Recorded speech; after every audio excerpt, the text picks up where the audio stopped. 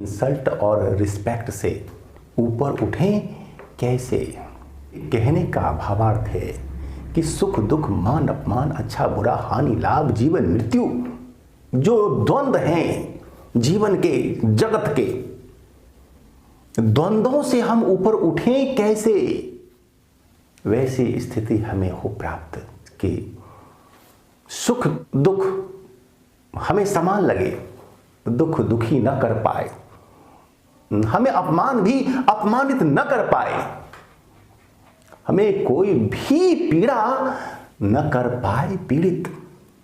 ऐसी स्थिति, ऐसी उच्च अवस्था को हम प्राप्त कैसे कर सकते हैं, उपाय क्या? आपने गति का तीसरा नियम पढ़ा है ना, कैसा पढ़े ही होंगे। हाँ, वह नियम है, हर क्रिया के बराबर और विपरीत होती है प्रतिक्रिया। हर क्रिया के बराबर और विपरीत शब्द पर ध्यान देंगे।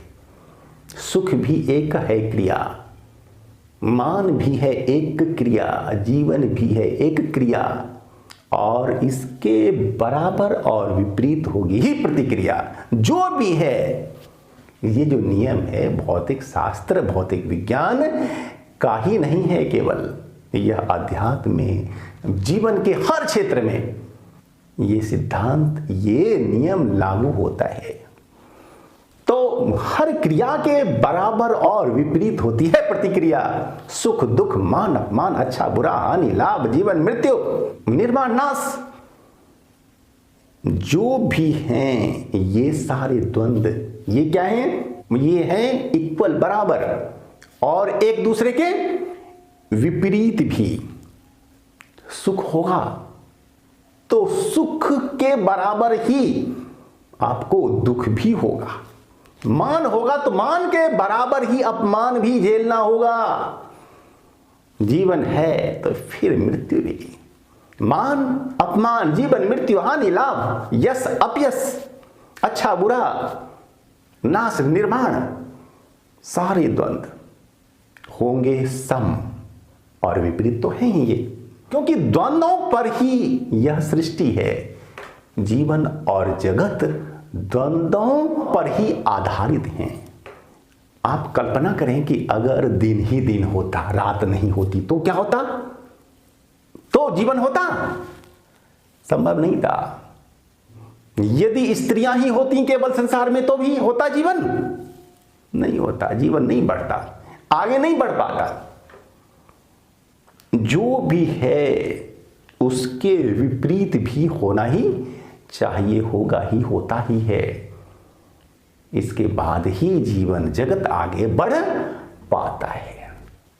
तो आपने भौतिक विज्ञान के नियमानुसार समझा कि जीवन और जगत में सारे द्वंद्व सम ही होते हैं, सम ही मिल सकते हैं। अब हम इसे आपको एक दर्शन के द्वारा, वैचारिक दर्शन, एक विचार के द्वारा समझाते हैं। हम लोग कहाँ रहते हैं? संसार में। संसार शब्द का संधि विच्छेद क्या है? सम जोड़ सार। सम माने इक्वल, बराबर। सार क्या होता है? सार, मूल तत्व। तो जीवन का मूल तत्व क्या है?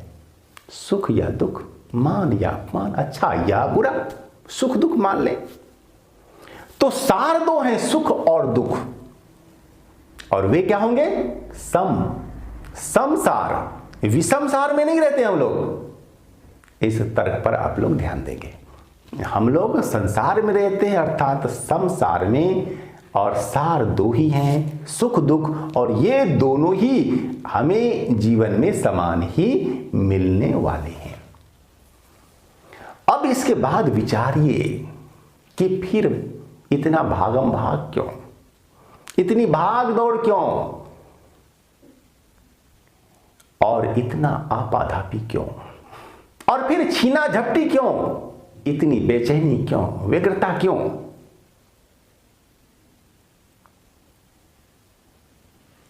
मित्रों, जो भी कुछ भी आप वो जीवन में कर लें, लेकिन सार तो सम ही मिलेंगे, विषम मिल नहीं सकते, सुख दुख समान ही मिलने वाले हैं। लेकिन अब आता है प्रश्न, उठता है प्रश्न कि दिखते नहीं है ऐसे। सुख दुख दिखता नहीं कि सबके जीवन में समान है। मान अपमान अच्छा बुरा ये सारे द्वंद्व सबके जीवन में एक समान है, सम है, ये दिखते नहीं है। इस पर विचारिए। व्यक्ति देखता है कैसे? आप देखते हैं कैसे?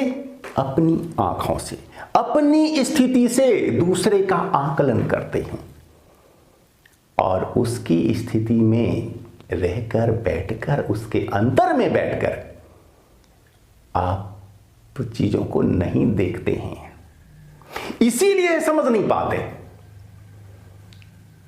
यदि हम उस व्यक्ति के अंतर में बैठ सकें, उसे देख सकें, समझ सकें, यदि हम उन्हें अच्छी तरह से पढ़ सकें, तो निश्चित रूप से हम यह जान लेंगे कि उसके भी जीवन में सुख हैं, दुख हैं और समान हैं। बाहर से हमें दिखें चाहे ना दिखें, राजा है, धनवान है, विद्वान है, बहुत संपन्न व्यक्ति है, ऐश्वर्यवान है, शक्तिवान है, लेकिन उसके भी जीवन में सुख हैं, दुख हैं और दोनों हर हाल में सम ही होंगे, विषम हो नहीं सकते, क्योंकि हर क्रिया के बराबर और विपरीत होती है प्रतिक्रिया। मित्रों, ये बहुत ही गूढ़ बातें हैं जो कि एक बार में समझ में नहीं आती, और इसलिए ये भाग दौड़, बेचैनी समाप्त कीजिए। जो सहज रूप में हो जाए होने दीजिए। आपने अपनी इच्छा से जन्म नहीं लिया। आप हैं पुरुष अपनी इच्छा से, आप स्त्री हैं अपनी इच्छा से, आप भारत में जन्मे हैं अपनी इच्छा से, आप यूरोप में जन्मे हैं अपनी इच्छा से, आप अफ्रीका, अमेरिका, चीन, जापान आदि आदि देशों में जन्मे हैं अपनी इच्छा से। क्या नहीं ना? आपके चेहरे का रंग सांवला है अपनी इच्छा से, गोरा है अपनी इच्छा से, आप लंबे हैं अपनी इच्छा से, आप नाटे हैं अपनी इच्छा से। नहीं मित्रों, कुछ आपके हाथ में नहीं है।